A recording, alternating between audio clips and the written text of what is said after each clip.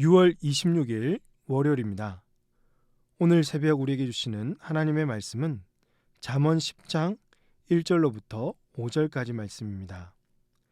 솔로몬의 잠언이라 지혜로운 아들은 아비를 기쁘게 하거니와 미련한 아들은 어미의 근심이니라. 불의의 재물은 무익하여도 공의는 죽음에서 건지느니라. 여호와께서 의인의 영혼은 줄이지 않게 하시나 악인의 소욕은 물리치시느니라. 손을 게으르게 놀리는 자는 가난하게 되고 손이 부지런한 자는 부하게 되느니라. 여름에 거두는 자는 지혜로운 아들이나 추수 때에 자는 자는 부끄러움을 끼치는 아들이니라. 아멘. 이번 한 주간은 이 잠언 10장을 큐티하게 되실 텐데요. 10장의 배경 이해가 좀 필요할 것 같습니다. 잠언 1장부터 9장까지가 한 묶음이었다면 10장부터는 이 솔로몬의 새로운 잠언 모음집이라고 할 수 있습니다. 10장 1절에서 이 솔로몬의 잠언이라는 표제가 나오죠. 이 표제가 25장 1절에 보시면 한 번 더 나옵니다. 그러니까 10장부터 24장까지가 한 묶음이라고 할 수 있겠죠. 10장에서 24장까지의 특징은요, 서로 대조되는 내용을 이 짧은 두 개의 구절로 구분해 놓고 있습니다. 예를 들면요, 의인과 악인, 그리고 생명과 패망, 남자와 여자, 가난과 부, 미련한 자와 정직한 자의 대조가 주로 기록되어 있습니다. 그 중에서 이 10장은 지혜로운 자와 미련한 자의 대조되는 삶을 기록해 두었습니다. 여러분, 지혜의 반대가 무엇이죠? 바로 미련함입니다.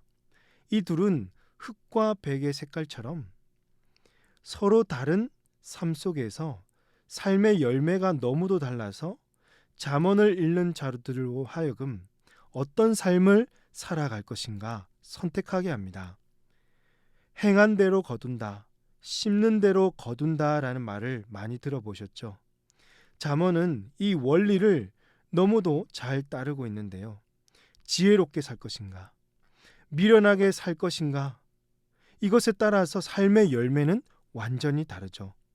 먼저 1절 말씀을 보시면 솔로몬의 잠언이라 지혜로운 아들은 아비를 기쁘게 하거니와 미련한 아들은 어미의 근심이냐라고 했습니다. 또 5절에서도 여름에 거두는 자는 지혜로운 아들이나 추수 때에 자는 자는 부끄러움을 끼치는 아들이라고 했습니다. 만일 곡식을 거두는 추수의 시기에 열심히 일하는 지혜로운 아들은요, 추수보다 앞선 여름에 곡식을 거두는 부지런한 자입니다. 이런 아들을 지켜본 부모님의 심정은 어떨까요? 열심히 일하는 아들을 보면서 기뻐하는 것입니다. 아들의 미래는 밝아서 그의 부모는요, 소망을 가지게 되죠. 그러나 미련한 자들은 한마디로 게으릅니다. 게으르고 미련한 자들은요, 추수 때에도 뭐만 할까요? 잠만 자죠.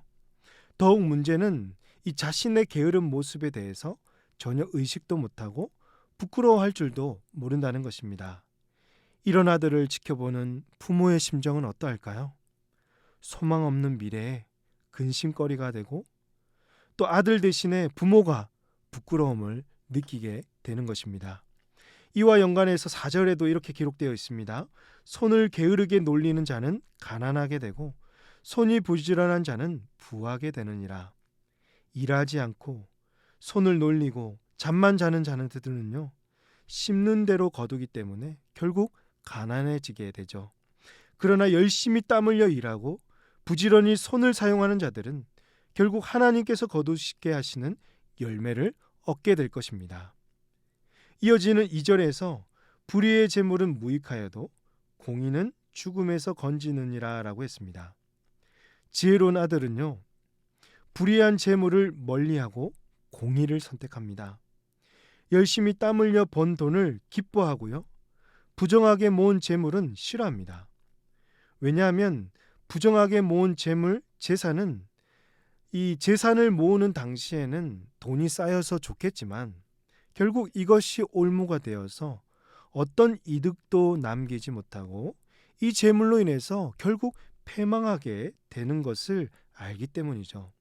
그러나 정의와 공의를 사랑하고 어쨌든지 정직하게 재물을 모으면 당장은 부족해 보이겠죠. 당장은 빠득한 것 같지만 실제로 하나님께서 그대로 두지 않으시고요. 그를 살려주실 것을 압니다. 하나님께서 선한 길로 인도해 주실 것을 믿기 때문에 지혜로운 아들은 그 길을 하나님의 약속을 믿고 걸어가는 것입니다. 여러분, 마지막으로 3절 말씀 보시면 여호와께서 의인의 영혼은 줄이지 않게 하시나 악인의 소욕은 물리치시느니라 라고 했습니다. 인간에게는 늘 갈증이 있습니다. 육적인 갈증이 있고요. 우리 영혼의 갈증이 있죠. 육적인 갈증은 이 음식이나 물을 통해서 채울 수 있지만 우리의 영혼의 갈증은요, 그 무엇도, 그 어떤 것도 채울 수 없고 오직 하나님만이 영혼의 만족을 주셔서 채우실 수 있습니다. 지혜로운 아들은 이것을 아는 것입니다. 누가 인생의 주인으로서 우리의 영혼을 만족시킬 수 있는 분이신지를 분명히 알아서 하나님의 뜻대로 살기를 원하고 그 속에서 영혼의 만족함을 누리며 살아가는 거죠.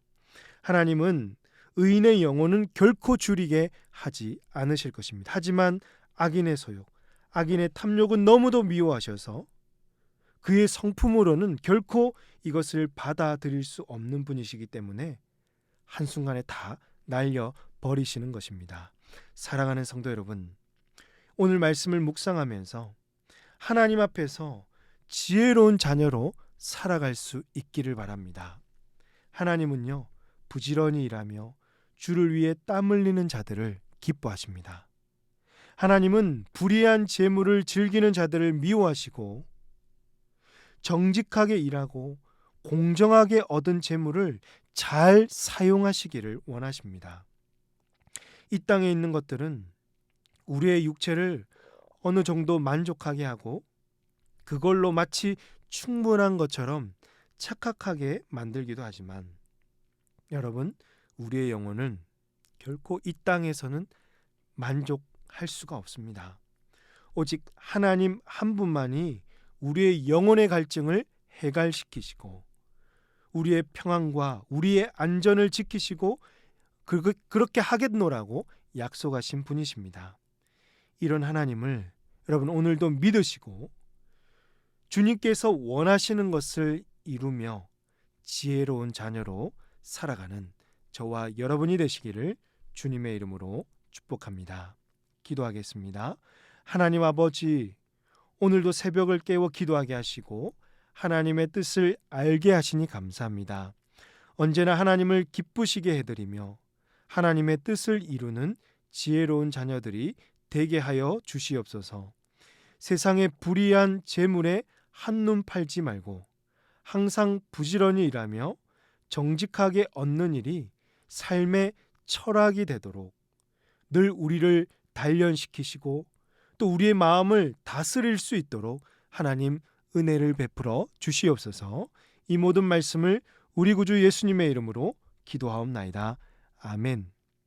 오늘 말씀을 기억하시며 기도하시고 주간 기도 제목에 따라서 부산과 민족, 성도들의 한 주간의 삶을 위해서 기도하겠습니다.